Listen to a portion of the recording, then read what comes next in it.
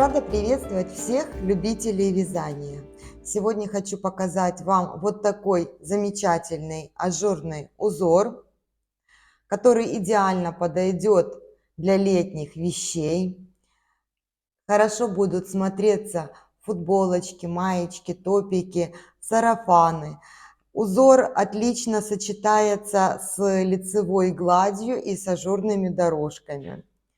Несмотря на то, что узор формируется с лицевой и с изнаночной стороны, он запоминается очень легко и вяжется достаточно быстро. Вот так выглядит его лицевая сторона. Узор не очень эластичный, скажем так, в меру. Форму будет держать изделие. Вот так выглядит изнаночная сторона этого узора. Вот насколько он прозрачный. Также можно вязать от горловины. Он выглядит немножечко по-другому, но тем не менее смотрится очень интересно и привлекательно. С моей точки зрения, вот вверх ногами он выглядит даже интереснее. Но это дело вкуса. Давайте начнем. Вот схема этого узора, по которой вязала я свой образец. Раппорт данного узора составляет 11 петель в ширину и 10 рядов в высоту. Для образца я набрала 12 петель, 10 петель узора и 2 кромочные петли. Данный узор петель симметрии не имеет. Первый ряд. Кромочная, 3 лицевые, 2, 3. 2 вместе лицевой с наклоном влево, накид, 1 лицевая, накид, лицевой 2 вместе с наклоном вправо. Я меняю дужки местами, чтобы петли не получались скрещенными. И за вторую петельку провязываю 2 вместе. Далее 3 лицевые и кромочная петля. Второй ряд. Кромочная, я ее просто переснимаю. 2 изнаночные. 2 изнаночные вместе с наклоном влево. Я беру просто и провязываю их одной изнаночной петлей. Далее накид, лицевая, изнаночная, лицевая, накид. 2 изнаночные вместе изнаночной петлей. Я меняю дужки местами, а вы следите за тем, чтобы у вас при вашем способе вязания петельки не получались скрещенными. И провязываю одной изнаночной петлей. Далее 2 изнаночные, кромочная петля. Третий ряд. Кромочная, лицевая, 2 петли вместе лицевой с наклоном влево. Я провязываю обычным способом. Далее накид, лицевая, изнаночная, лицевая, изнаночная, лицевая, накид. 2 лицевые вместе лицевой петлей. Я меняю дужки и провязываю за вторую петельку, беру как 2 вместе одной лицевой петлей. 1 лицевая и кромочная петля. Четвертый ряд. Кромочная, 2 вместе изнаночной. Я здесь просто провязываю. Далее идет накид, 2 изнаночные петли, лицевая, изнаночная, лицевая, 2 изнаночные, накид. И 2 изнаночные провязать нужно вместе. Я меняю дужки, чтобы при вязании в изделии у меня нигде не было скрещенных петель. На это я всегда обращаю особое внимание. И кромочная петля. 5-й ряд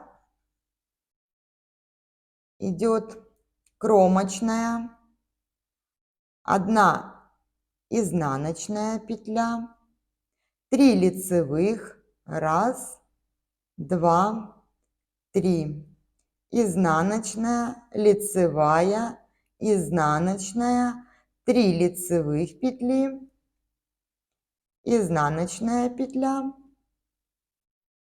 и кромочная петля. 6-й ряд. 1 лицевая, изнаночная, прошу прощения, кромочная, изнаночная, накид, 3 изнаночные петли, 2, 3. Теперь вот эти 3 петельки нам нужно провязать вместе изнаночной петлей, так чтобы вторая петля была центральной по лицевой стороне. Для этого я все петельки переворачиваю как изнаночные. 3-ю петлю оставляю на левой спице. Первые 2 вот петельки на правой спице. Левой спицей перед работой поддеваю первую петлю и переношу на левую спицу. За работой я поднимаю центральную петлю и тоже возвращаю ее на левую спицу. Далее я провязываю эти 3 петли обычным способом, как 3 изнаночные, 1 петелькой. Далее идет 3 изнаночные петли, 2, 3, накид и изнаночная петля. Немножечко забыла. Кромочная. Смотрите, я хочу обратить ваше внимание на вот эти ромбики. Вот. Я здесь делаю 2 вместе, чтобы они смотрели у меня на накид. Вот. Если вы хотите более четкие грани вот этого ромба, тогда вы будете вязать наоборот. Вот первая половина узора. Вы сначала будете вязать их с наклоном вправо, вторую часть узора с наклоном влево. Но мне больше нравится вот такой неофициальный стиль этого узора, поэтому я спрятала вот эти 2 накида, чтобы они были менее заметны. И вязала вот таким образом. Продолжаем вязать раппорт нашего узора. 7-й ряд. Кромочная, 2 лицевые, накид, 2 лицевые и 3 вместе. Вот эти петельки 3 вместе. Здесь все петельки лицевые, они правильно у меня размещены, поэтому я только снимаю 2 первые петли на правую спицу. За работой поднимаю первую спицу, первую петлю, а перед работой у меня остается центральная петля. И я ее перемещаю первой. И далее провязываю все эти 3 петельки 1 лицевой петлей. Далее 2 лицевые, 1, 2, накид, 2 лицевые. Это мы довязали наш раппорт узора, кромочная петля. 8-й ряд.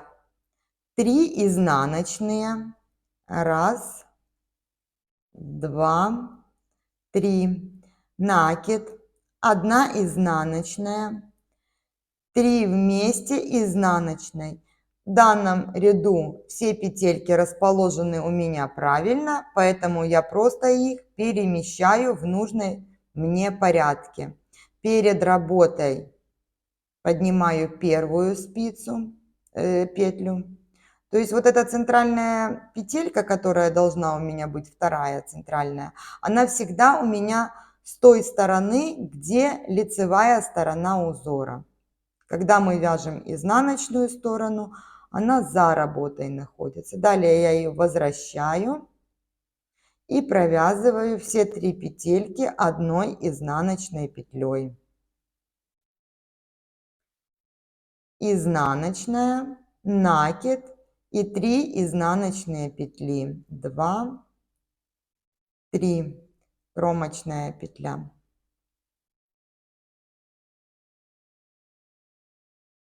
9 ряд. 4 лицевых. 1, 2, 3, 4. Накид. Вот эти 3 петельки вместе лицевой. Я за работой поднимаю петельку, а вот центральная у меня перед работой остается. Перемещаю и провязываю одной лицевой петлей. Далее идет накид и 4 лицевых заканчивают раппорт нашего узора. Кромочная петля. 10 заключительный ряд в данном узоре вяжется изнаночными петельками. Здесь можно отдохнуть в данном узоре. Но, как видите, вообще узор очень простой, очень быстро, легко запоминается. Говорят, на следующей неделе будет тепло, и вы успеете себе или кому-то в подарок связать маечку. Итак, вот смотрите, что у нас получилось. Это один раппорт данного узора. Вот он, где расположен. Раппорт маленький, то есть количество петель будет, вам очень легко будет подобрать количество петель, то, которое нужно вам для изделия.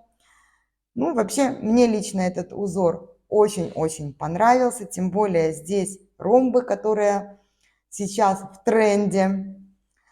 Надеюсь, он понравился и вам. Спасибо, что провели это время со мной. Легких петелек и до встречи на канале.